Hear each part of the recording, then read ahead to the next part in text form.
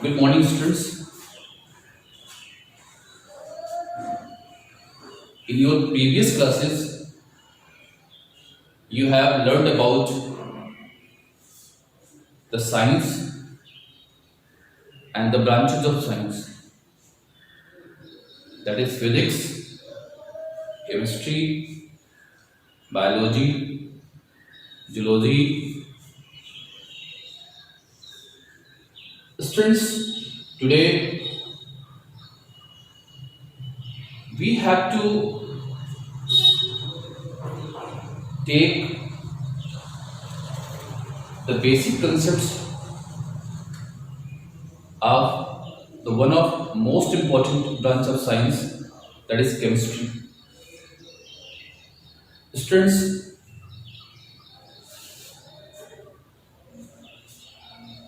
the basic concept that is related to the chemistry is what is chemistry. Students, normal बोलचाल की भाषा में हम लोग बोलते हैं कि इनके बीच की केमिस्ट्री कैसी है, आपस की केमिस्ट्री कैसी है। तो स्टूडेंट्स, केमिस्ट्री की जो लिटरल मीनिंग है वो इंटरेक्शन से होती है। सो केमिस्ट्री को जब आप डिफाइन करने चलोगे तो आप इसकी डेफिनेशन को कुछ ऐसे आप रखते हो कि it is the branch of science which deals with the study of composition, properties, structure and interaction between materialistic particles. Students, मेटलिस्टिक particle का मतलब हुआ एटम्स या मॉलिक्यूल्स से। तो आप समझ सकते हो कि जो ब्रांच ऑफ साइंस है वो इन दो हमारे जो पार्टिकल्स हैं, जो मेटलिस्टिक पार्टिकल हैं जिनसे मैटर बनता है, वो एटम्स और मॉलिक्यूल के बीच के इंटरेक्शन है। तो students, no doubt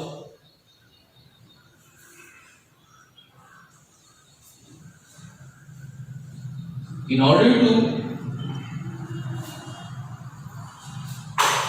learn the basic concept of chemistry, we must have the idea about what is matter. तो स्टूडेंट्स, मैटर या मटेरियल के बारे में जो आप जानते हो, तो आप कहते हो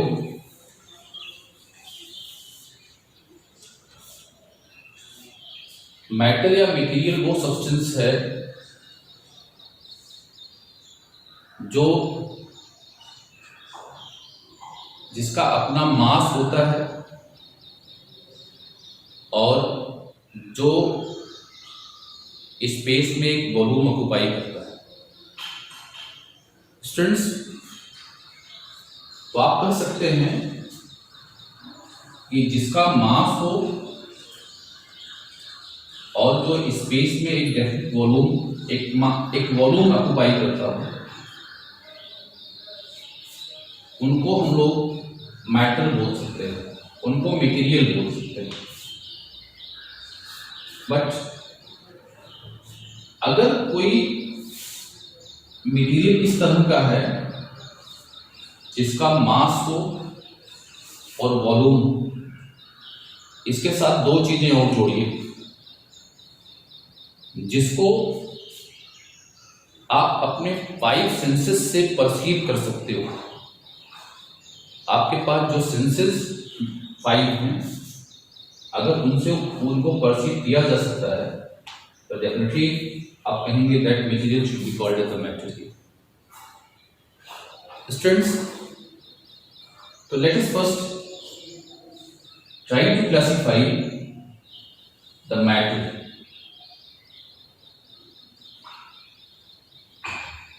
Let us classify the classification of matter. Students, अगर आप मैटर को क्लासिफाई करो तो इसके दो बेसिक क्लास आप बनाते हो। एक जो क्लास बनता है उसको आप प्योर सब्सटेंस बोलते हो, दूसरा जो क्लास बनता है उसको आप मिक्सचर बोलते हो। स्टूडेंट्स, प्योर सब्सटेंस में मैं अगर नाम दूं आपसे तो आप समझ सकते हो। एलिमेंट को आप प्योर बोलते हो और कंपाउंड को आप प्योर बोलते हो, तो आप कर सकते हो। और एलिमेंट में, एलिमेंट के कंस्टिट्यूशन में एक ही तरह का एटम इन्वॉल्व होता है, जबकि कंपाउंड के कंस्टिट्यूशन में उस कंपाउंड का एक ही तरह का मॉलिक्यूल इन्वॉल्व होता है। आप कह सकते हो a matter which is constituted by only one type of atom is called element, whereas the matter which is constituted by only one type of molecules is called a compound. Students, अब अगर आप देखिए यहाँ पर तो जो compound है उसमें जो मॉलिक्यूल इन्वॉल्व है,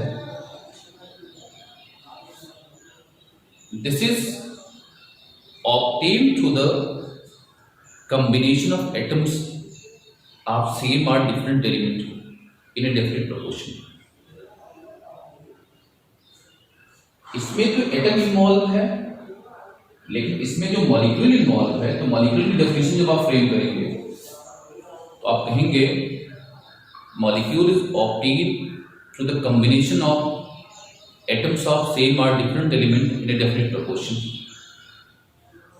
स्टूडेंट्स, लाइकवाइज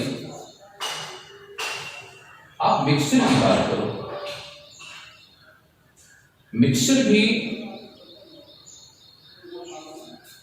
दो या दो से जो ज्यादा प्योर सब्सटेंसेस हैं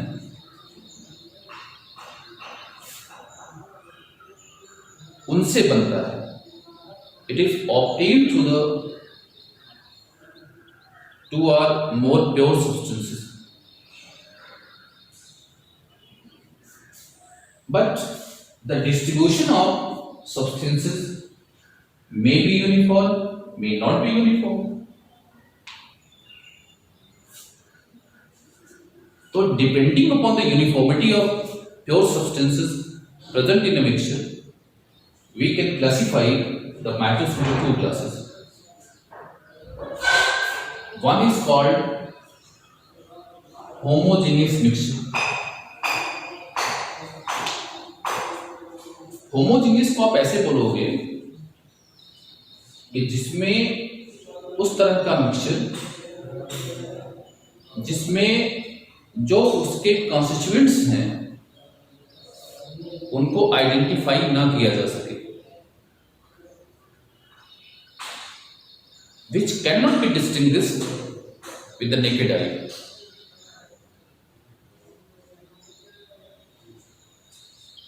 Such mixtures are called as homogeneous mixtures. Students, let us consider the solution of sugar in water. अगर आप इसको क्लियर करो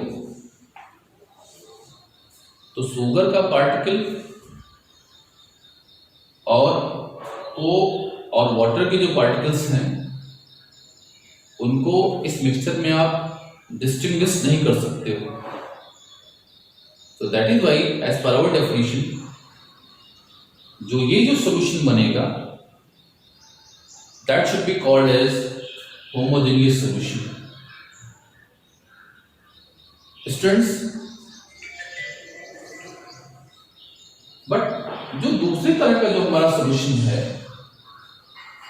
जिनमें उस मिक्सचर के जो कॉन्स्टिट्यूएंट्स हैं जो कि प्योर सब्सटेंसेस हैं, उनको हम लोग डिस्टिंग्विश कर सकते हैं, विच कैन बी डिस्टिंग्विश्ड।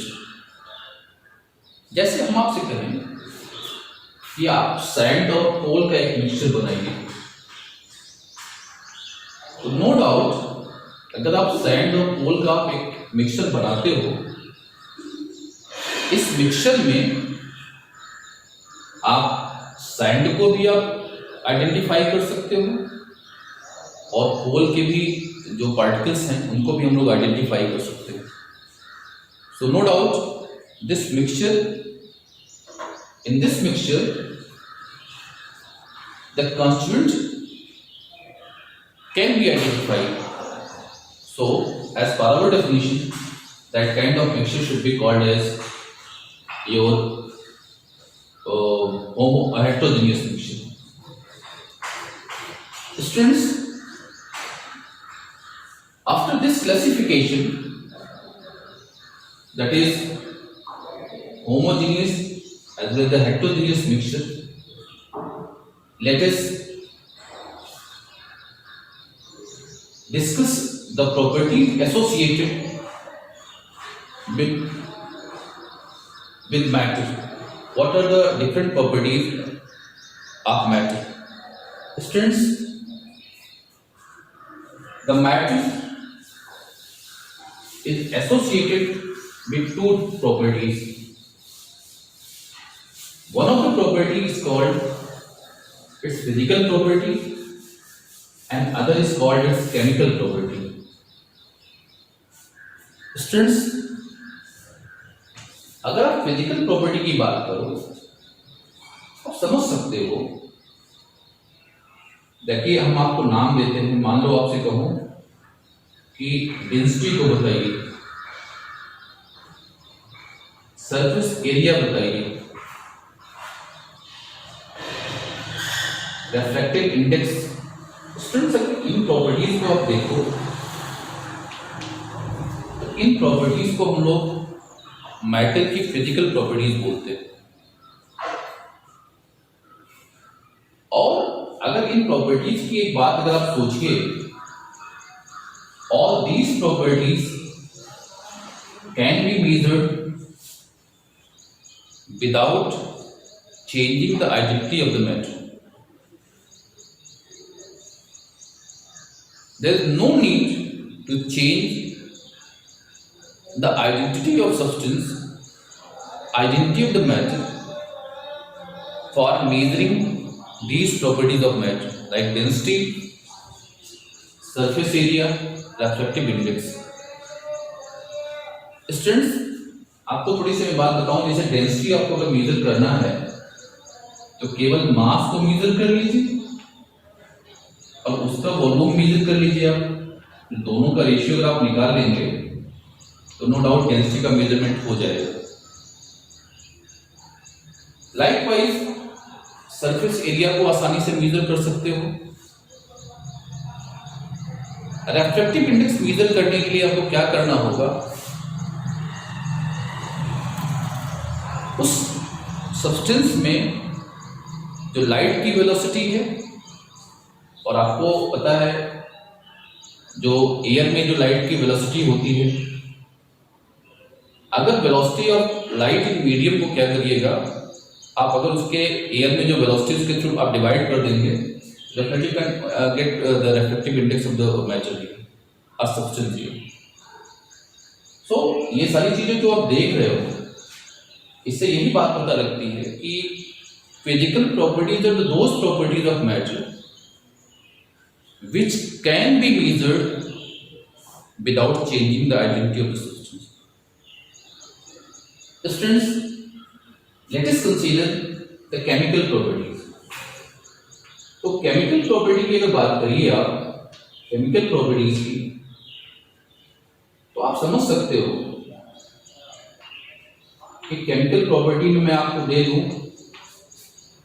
जैसे मान लिया मैंने आपसे कहा कि कंबस्टिबिलिटी चेक करिए,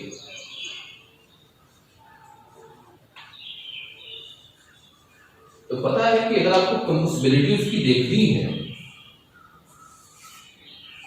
तो अपने मैटर का आपको कंबस्शन कराना पड़ेगा। जब आप कंबस्शन कराओगे तो आपका मैटर क्या करेगा,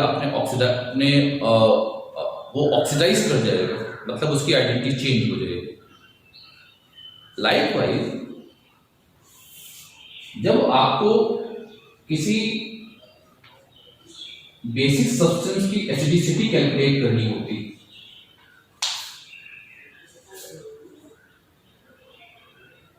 तो किसी बेस के साथ उसकी रिएक्शन आपको करानी पड़ेगी।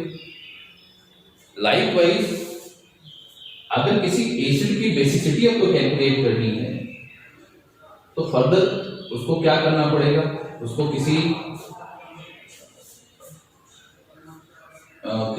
एसिड के उसको किसी बेस के साथ उसकी रिएक्शन करानी पड़ेगी। तो students, to determine the combustibility, acidicity and basicity of a matter, we have to change the identity of the matter. So, तो जो डेफिनेशन आप बनाओगे केमिकल प्रॉपर्टीज को लेकर के, तो आप ये बोलोगे कि those properties of matter which cannot be measured without changing the identity of the matter. So, matters are associated with these two properties, physical properties as well as the chemical properties. Students, now let us measure the physical properties of matter. For the measurement of physical properties of matter, we have a need of measurement system. So students, अगर आपको physical property का measurement करना है तो आपको measurement system चाहिए होगा।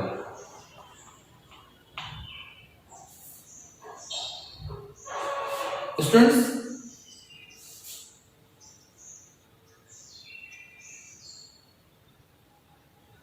जो फिजिकल प्रॉपर्टीज के मेजरमेंट में जो सिस्टम यूज हुआ करते थे उसमें दो सिस्टम बड़े इंपॉर्टेंट थे। एक इंग्लिश सिस्टम ऑफ मेजरमेंट, दूसरा matric system of measurement. But students, जो मैट्रिक सिस्टम ऑफ मेजरमेंट था इसकी जो पॉपुलैरिटी थी वो आपके इंग्लिश सिस्टम से ज्यादा थी, इसलिए वर्ल्ड में ज्यादातर जो कंट्रीज हैं उनमें मैट्रिक सिस्टम ऑफ मेजरमेंट का यूज होता था for the measurement of physical properties of matter. Students, but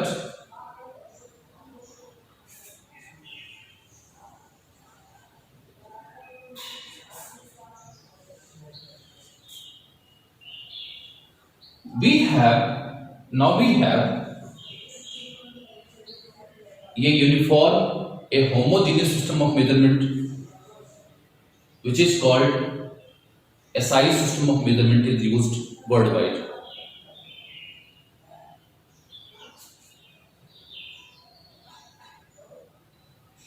जब तक मैट्रिक सिस्टम था तब तक कंट्रीज अलग अलग अपना वो यूज करते थे।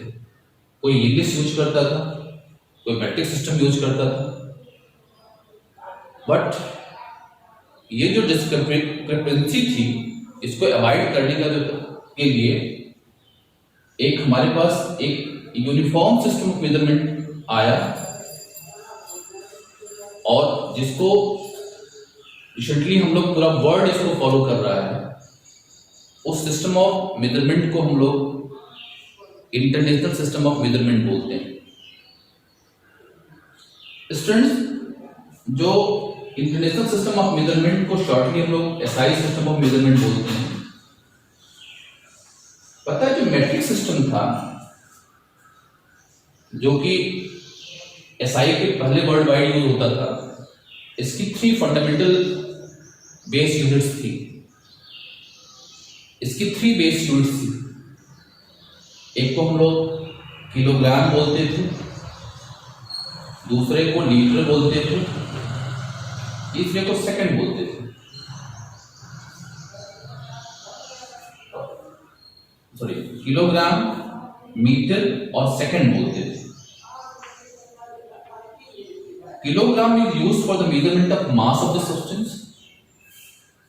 metric was used to measure, meter used to measure the length of,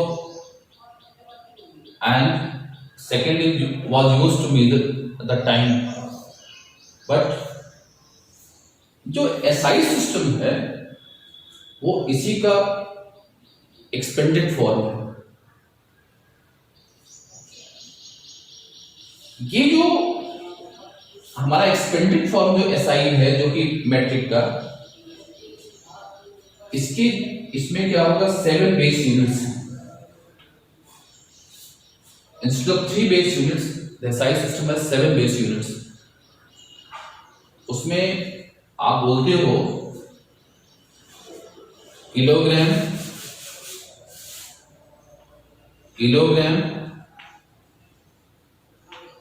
metre, second, ampere, kelvin, candela and mole. ये आपकी 7 जो बेस यूनिट्स हैं। ये जो बेस यूनिट्स हैं, इसमें से kilogram is used for the measurement of mass,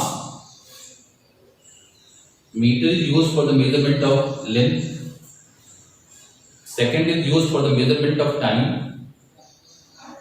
ampere is used for the measurement of electric current, Kelvin is used for the measurement of temperature, candela is used for the measurement of luminous intensity, whereas the mole is used for the measurement of mass of the substance.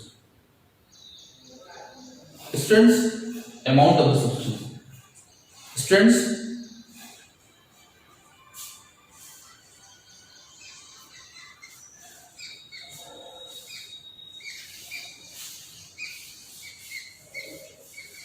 in the measurement of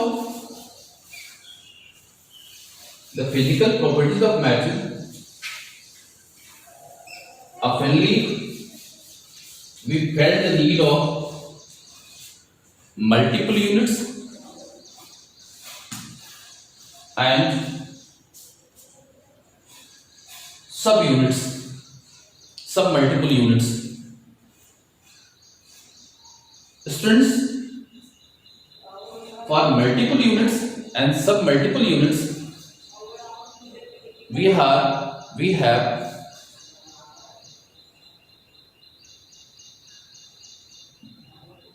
prefixes which when associated with the base units, it converts the base units into multiple units or base units into submultiple units. For example, we have some popular units like pico. जो pico है, अगर आपने base unit के पहले आपने इसको use कर लिया तो आपके यूनिट की जो वैल्यू हो जाएगी वो मिल जाएगी 10 पावर नेगेटिव 12। फॉर एग्जांपल, अगर किसी ने लिखा पिकोमीटर, पिकोमीटर का मतलब हुआ 10 पावर नेगेटिव 12 मीटर। तो देखो यहां पिको जो है एज ए प्रीफिक्स यूज हुआ है। When pico is associated with base unit meter, it gives us subunit of meter, that is 2 power negative 12 meter. Likewise, जब आप नैनो यूज करते हो, इसे लिखा नैनोमीटर। तो जो नैनो है इसका जो फैक्टर है तो -9 है। तो अगर आपने नैनोमीटर लिखा इसका मतलब आपने आपके पास जो वैल्यू मिली, सब यूनिट जो मिली आपके पास वो 10.9 मिली आपको। उसकी वैल्यू जो आएगी फंडामेंटल यूनिट के टर्म में, बेस यूनिट के टर्म में 10.9 मीटर मिलेगी आपको। So likewise we have micro. तो जो माइक्रो सब यूनिट है, माइक्रोमीटर आपने लिखा, तो माइक्रो का जो फैक्टर है वो -6 है। तो आपके पास जो वैल्यू मिलेगी 10.6 मीटर मिलेगी, एंड सो ऑन सो। तो स्टूडेंट्स ये जो हमारे हैं like pico, nano, micro, milli, centi, deci, these are the popular prefixes which when associated with the base unit give the sub multiple units of the base units here, and these are these different values. Likewise like in micrometer we have millimeter. You formula with the millimeter. Millimeter इसका जो मिली का factor -3 है तो ये बना देगा -3 metre. Then we have centimetre. Centimetre, तो centi का जो फैक्टर है वो है -2, its value should be -2 metre. Then we have decimetre. Decimetre, deci का करस्पॉन्डिंग जो फैक्टर है वो -1 है, तो this is -1 metre, so on so. तो स्टूडेंट्स तो ये जो यूनिट्स हैं picometre, nanometre, micrometre, millimetre, centimetre, decimetre and so on, these are called some multiple units of base units. Likewise we have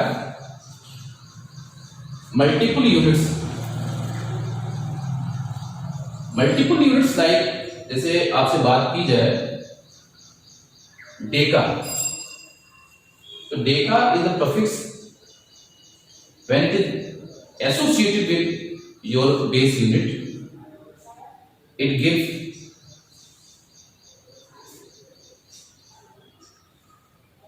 ten times more value than the value of base unit. For example, मान लो हमने आपको कहा कि Deka kilogram, तो Deka kilogram, तो Deka kilogram, Deka का जो factor है वो है 10। इट मींस जो मल्टीपल यूनिट आपको मिली वो 10 किलोग्राम आपको इसकी वैल्यू मिलेगी। Means 1 deka kilogram that should be equal to 10 kilogram. Like we have hecto. Hecto का जो फैक्टर है वो 100 है। तो अगर आपने लिखा कि 1 hecto kilogram, it means 100 kilogram. Likewise आपके पास मेगा आता है। मेगा जो है उसकी वैल्यू होती है 10.6, तो आपने लिखा mega kilogram means 10.6 kilogram. Like ये है गीगा किलोग्राम, गीगा की जो वैल्यू होती है 10.9 होती है, तो आपके पास जो मिलेगी that's 10.9 kilogram, and so on so. So students, so you can use all these prefixes to obtain some multiple units as well as the multiple units of base units.